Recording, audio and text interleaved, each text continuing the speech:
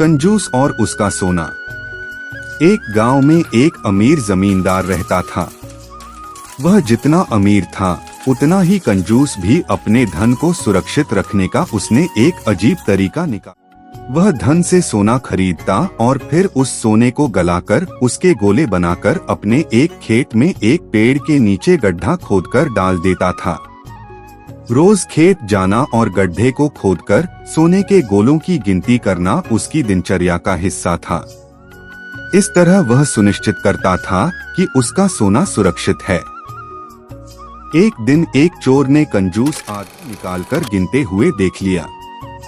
वह छुपकर उसके जाने का इंतजार करने लगा। जैसे ही कंजूस आदमी गया, वह गड्ढे के पास पहुंचा, सोना निकालकर भाग गया। अगले दिन जब कंजूस आदमी खेत में गड्ढे के पास पहुंचा, तो सारा सोना नदारद पाकर रोने पीटने लगा। रोने की आवाज वहां से गुजरते एक राहगीर के कानों में पड़ी तो वह रुक गया।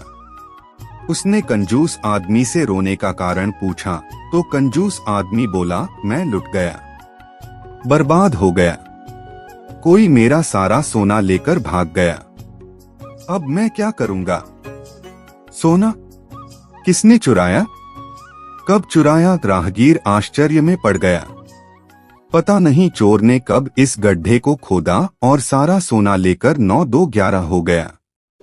मैं जब यहाँ पहुंचा तो सारा सोना गायब था। कंजूस आदमी बिलखते हुए बोला, गड्ढे से सोना ले गया। तुम अपना सोना यहाँ इस गड्ढे में क्यों रखते हो? अपने घर पर क्यों नहीं रखते? वहाँ जरूरत पड़ने पर तुम उसका आसानी से उपयोग कर सकते हो। राहगीर बोला, मैं अपने सोने को कभी हाथ नहीं लगाता। मैं उसे सहेज कर रखता हूँ और हमेशा रखता, यदि वो चोर उसे चुराकर नहीं ले जाता। कंजूस आदमी बोला। यह बात सुनकर राहगीर ने जमीन से कुछ कंकड़ उठाए और उसे उस गड्ढे में डालकर बोला, यदि ऐसी बात है तो इन कंकड़ों को गड्ढे में डालकर गड्ढे को मिट्टी ढक दो और कल्पना करो कि यही तुम्हारा सोना है, क्योंकि इनमें और तुम्हारे सोने में कोई अंतर नहीं है। ये भी किसी काम के नहीं और तुम्हारा सोना भी किसी काम का नहीं था। उस सोने का तुमने कभी कोई उपयोग ही नहीं किया, नहीं करने वाले थे। उसका होना न होना बराबर था। सीख, जिस धन का कोई उपयोग न हो उसकी कोई मोल नहीं।